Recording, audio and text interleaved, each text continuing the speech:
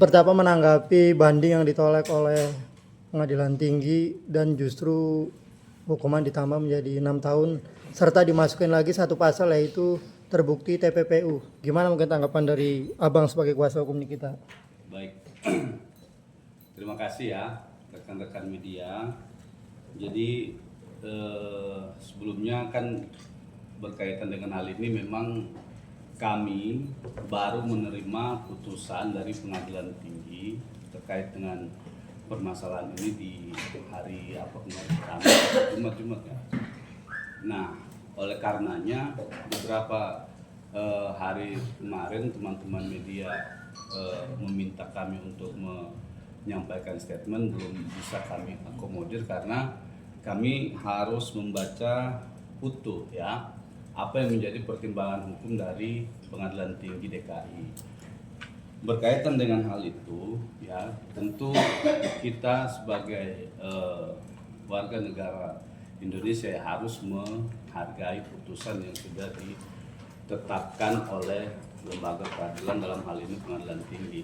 Tapi dengan adanya putusan itu ya justru kami menganggap bahwa putusan itu adalah putusan yang tentu tidak berkenaan dengan fakta atau hukum yang sebenarnya.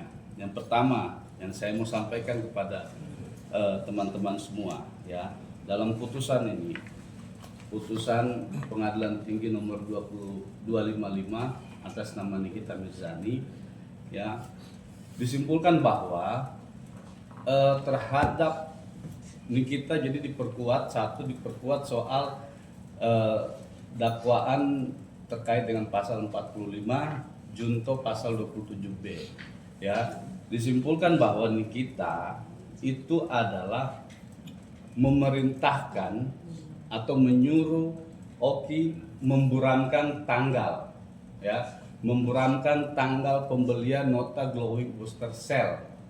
Nah, ini adalah kekeliruan yang sangat menyesatkan. Kenapa? Fakta persidangan, Nikita mendapat nota pembelian glowing booster cell itu dari saksi Yosi, bukan diburamkan, apalagi disampaikan bahwa Nikita yang menyuruh memburamkan tanggal itu.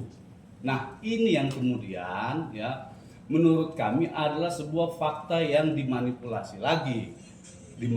Terjadi putusan yang manipulatif di dalam pertimbangan hukum judicial fakti tingkat banding. Bagaimana bisa ya pertimbangan-pertimbangan ini jauh dari fakta di persidangan. Kita tahu dalam proses hukum di tingkat awal, saksi Yosi pada saat itu mendatangi Nikita di di tempat makan Sambal Setan Mang. Dialah yang kemudian ya memberikan nota pembelian itu karena dia menganggap bahwa saya tertipu oleh produk dari Glavicia RMA Group, dalam hal ini adalah glowing booster cell. Lalu disampaikan oleh Nikita, kalau begitu kamu buktinya ada enggak?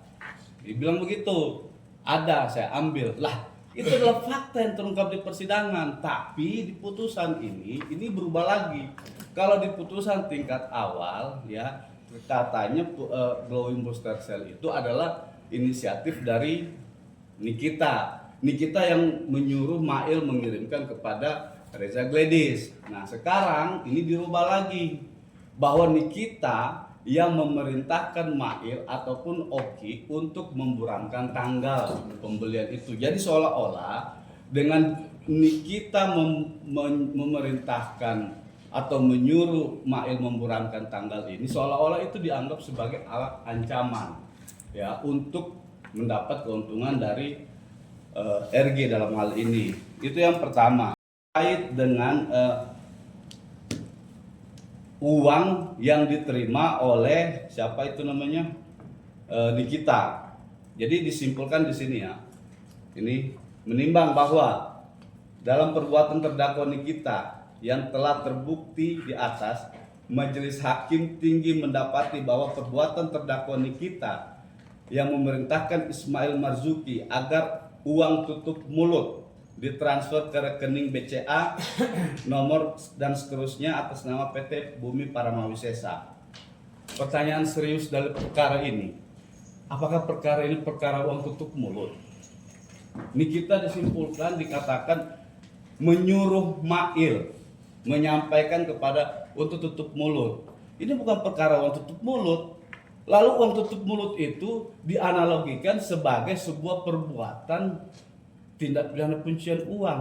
Logikanya bagaimana menyambung logika uang tutup mulut, ya? Lalu kemudian disimpulkan uang tutup mulut itu adalah upaya untuk menyembunyikan uang asal usul. Tutup mulut ya, kalau misalnya saya mau pakai dalil argumentasi dari putusan ini, kalau tutup mulut selesai diberikan terserah dari yang punya uang dikemanakan itu. Nih saya logikakan begini, ini kamu jangan bicara apa-apa ya, ini saya kasih duit, terserah uang ini mau diapakan. Oke, clear. Saya mau bakar kayak duit itu, saya mau robek kayak duit itu, saya mau kasih ke orang duit itu urusan saya gitu. Jadi kalau dianggap sebagai uang tutup mulut, selesai. Oke, itu uang tutup mulut. Ini logika hukum begitu ya. Sekarang kamu saya perintahkan transfer ke sini. Selesai. Artinya apa? Itu adalah pidana yang tidak bisa dikaitkan dengan tindak pidana pencucian uang. Maka ya saya bilang ini adalah putusan yang keliru, sangat keliru putusan dari pengadilan tingkat tingkat tinggi. Atau kalau dikatakan bahwa menyesal, tidak ada kata menyesal. Ya, tapi yang ada adalah kecewa saja.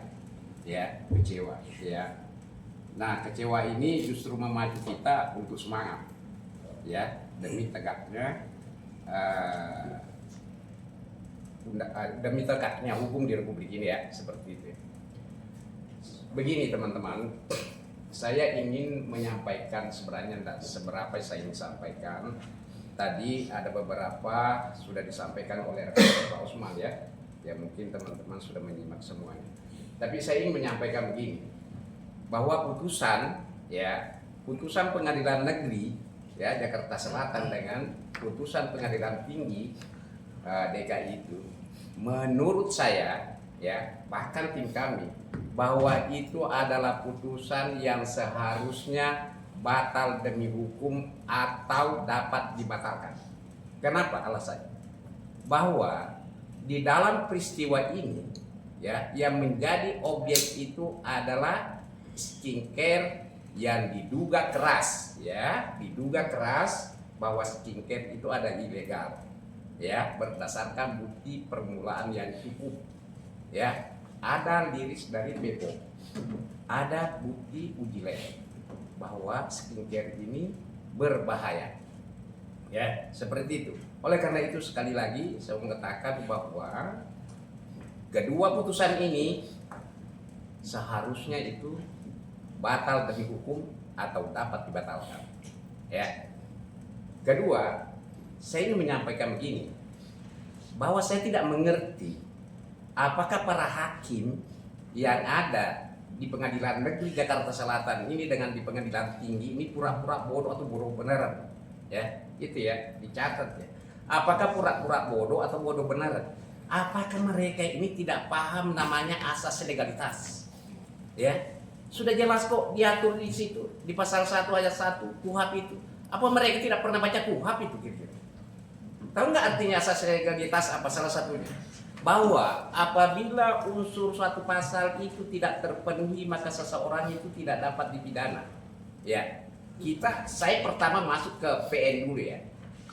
Di dalam unsur pasal itu jelas-jelas di situ sudah tidak ada rahasia yang menjadi alat ya untuk mengancam, memaksa seseorang untuk menyerahkan sesuatu. Kalau ada orang hukum mengatakan bahwa di situ masih ada ya, masih ada rahasia yang dipergunakan sebagai alat untuk mengancam, saya pikir itu jongkok otaknya itu, bawa ke rumah sakit jiwa itu diperiksa otaknya itu ya, seperti itu. Bagaimana bisa ada rahasia di situ? Orang sudah direview oleh Dokpip sebelumnya ya, itu ya. Artinya apa? Unsur pasal itu tidak terpenuhi di situ. Lagian pula kalau dikatakan bahwa itu boleh dilarang untuk menyebarluaskan.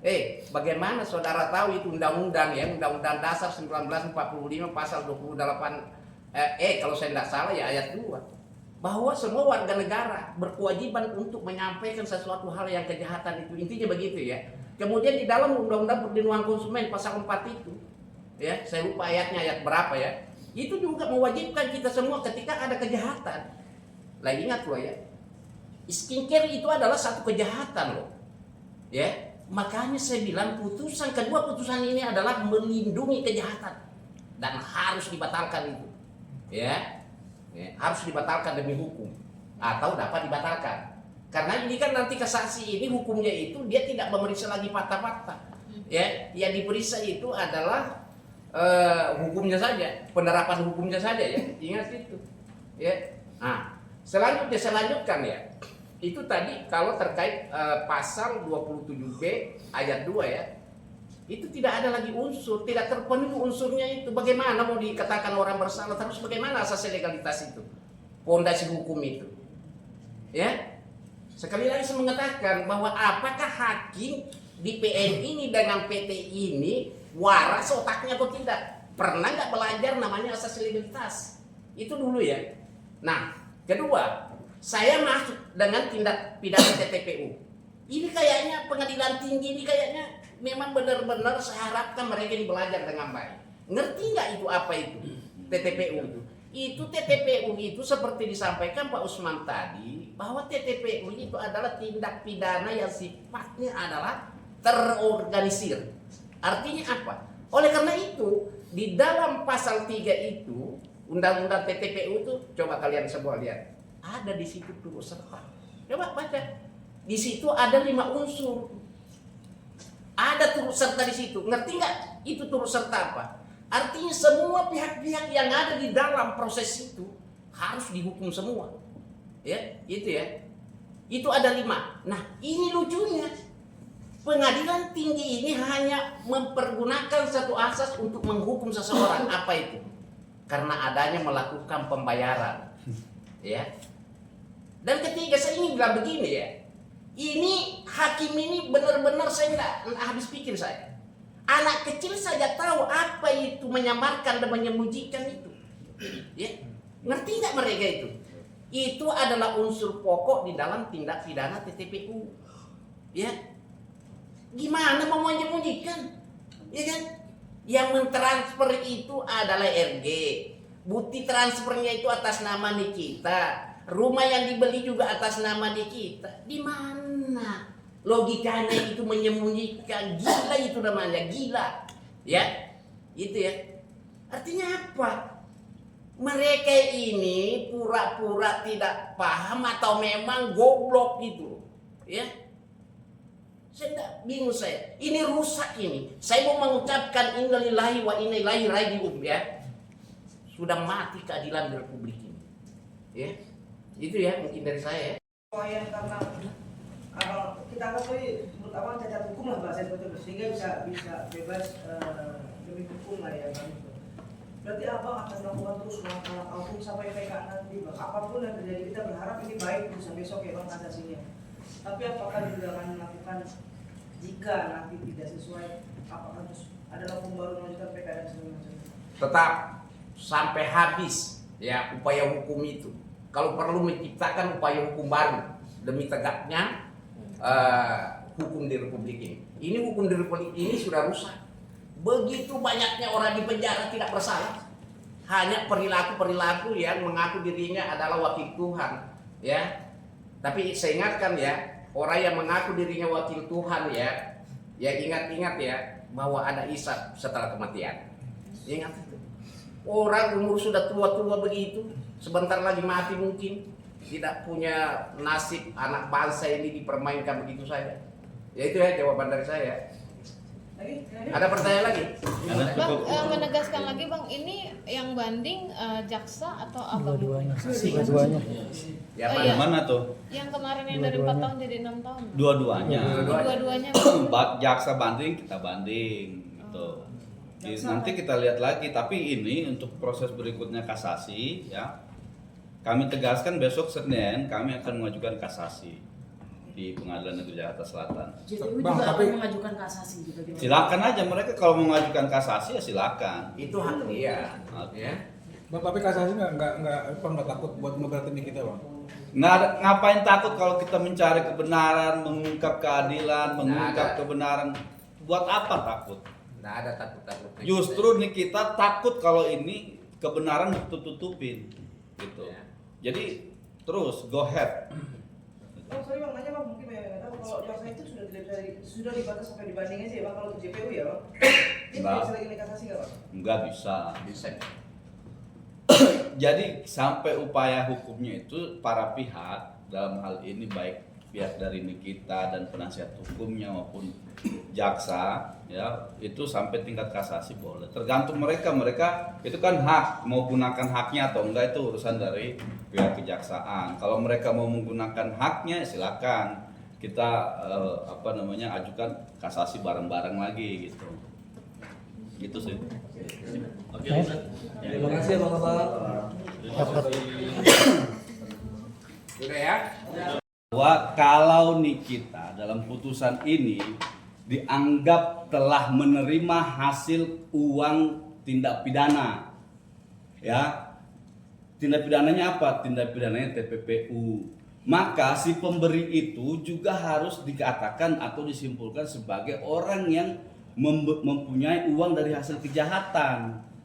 Uang ini uang hasil kejahatan. Kalau saya menyerahkan uang kepada Anda, lalu Anda dibilang sebagai TPPU, pelaku TPPU, Anda kan berdalih, lah itu kan saya terima dari sana, dari Bang Usman. Berarti harus ditelusuri dong, uang dari hasil saya ini harus ditelusuri. Uang saya ini dari mana, gitu loh.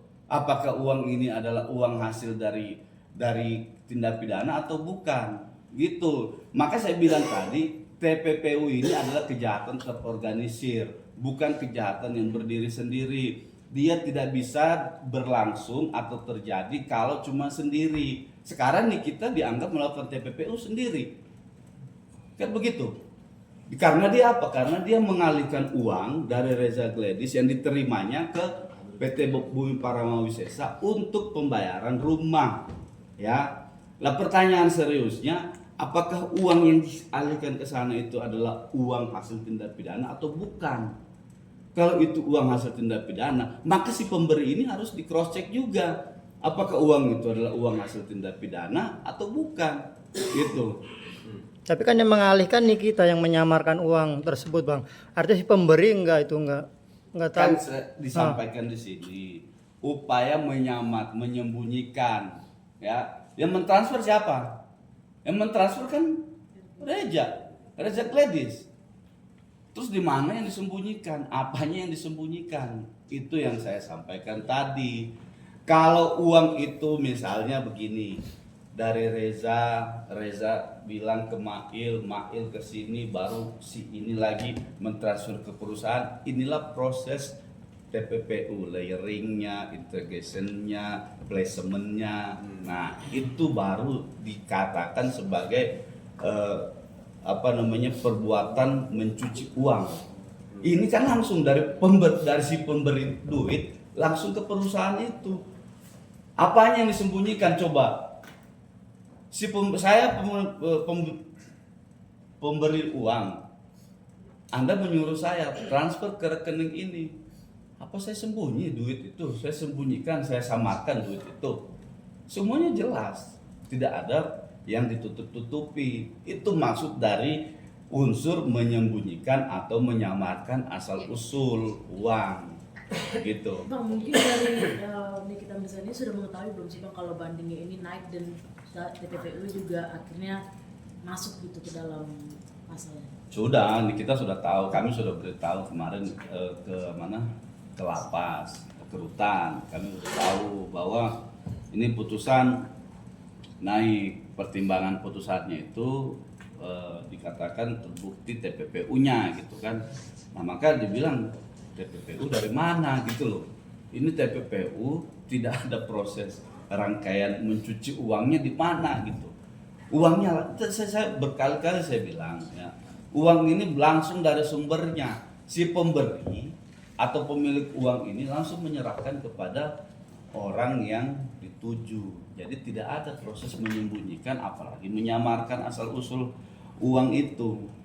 Kalau uang ini dikatakan uang yang ditransfer Reza Gladys kepada perusahaan PT Bumi Parama Wisesa dikatakan sebagai uang hasil tindak pidana pencucian uang, ya maka saya bilang tadi si pemberinya kan uangnya langsung dari dia.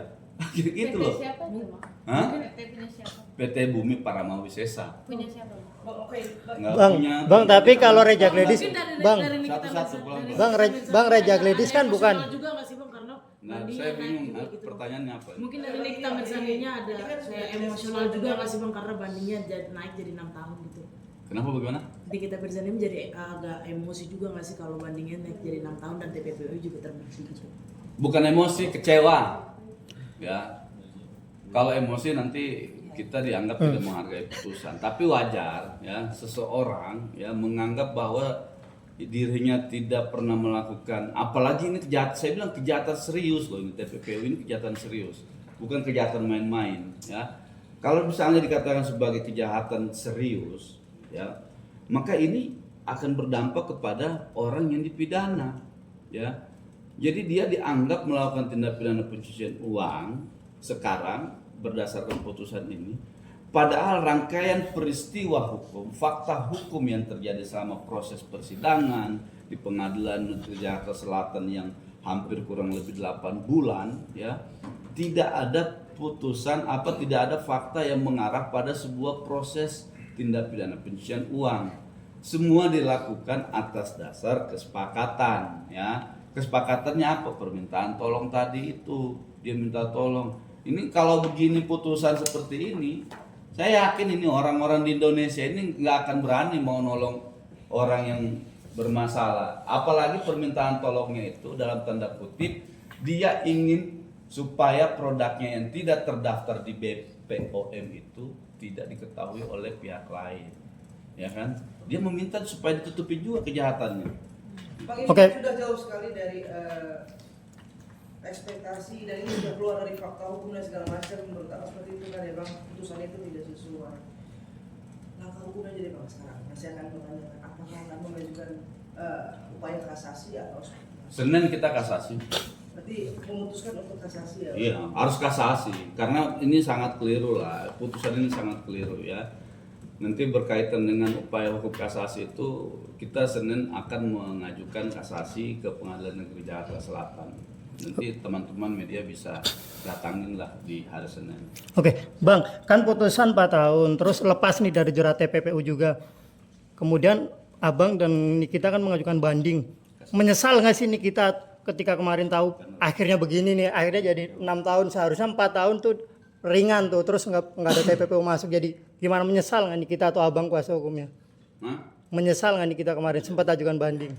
Nah, Bang Andi yang jawab. Iya. Baik ya teman-teman media sekalian.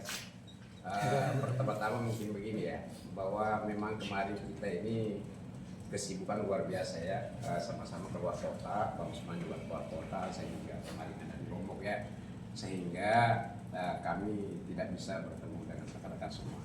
Nah baru pada hari ini ada kesempatan sehingga kita undang. Ya sebenarnya Dengan demikian ya, maka kita beranggapan bagaimana uang itu bisa disembunyikan. Sementara faktanya uang itu ditransfer sendiri oleh RG. Makna menyembunyikan ini supaya orang ini tidak tahu. Si penerima tidak tahu, si pemberi tidak tahu, si penerima tidak tahu. Itu disembunyikan, orang lain tidak tahu. Ya, kalau begini putusan ini RG tahu kemana duit itu dialirkan, kemana duit itu dipindahkan, kemana duit itu dikirim, tahu. Artinya tidak ada yang disembunyikan di sini, begitu. Nah, lalu ya, yang kemudian terkait dengan ini, kalau Nikita disimpulkan dalam putusan ini melakukan tindak pidana pencucian uang, ya, maka hukumnya tindak pidana pencucian uang itu tindak pidana yang tidak dapat berdiri sendiri.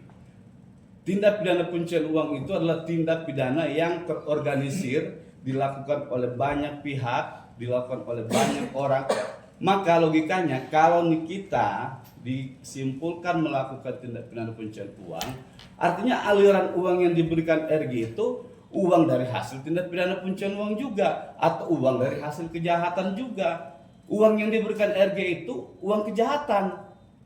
Maka RG harus diproses hukum juga, dipidana juga dong, karena dia memberikan uang hasil kejahatan. Gitu loh. Nah, maka saya bilang ini sangat keliru pertimbangan hukum dari pengadilan tingkat tinggi yang berkaitan dengan terpenuhinya tindak pidana pencucian uang itu.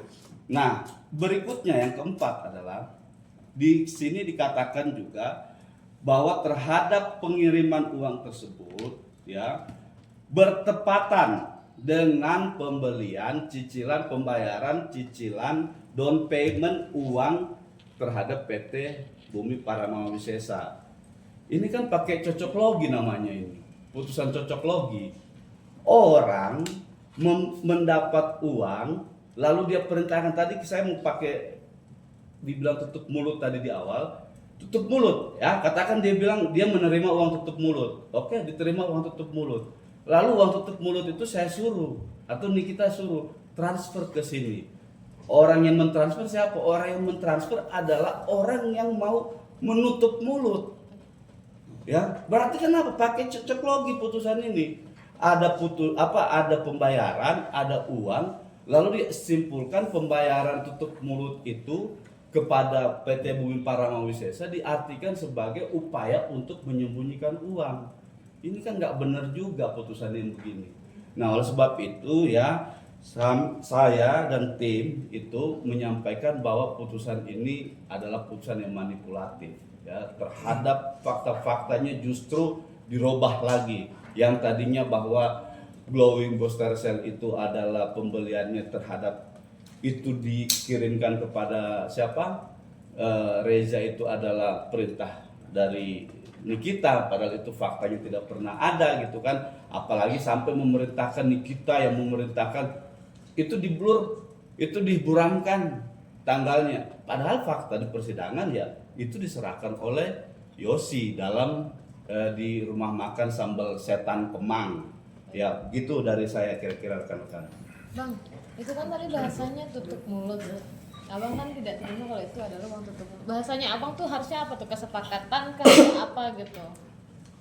Kalau kita begini ya, saya mengatakan kalau itu disimpulkan sebagai uang tutup mulut oleh majelis hakim tingkat tinggi ya, maka itu bertentangan dengan fakta adanya peristiwa terkait permintaan tolong dari Reza Gladys kepada Nikita melalui Ismail.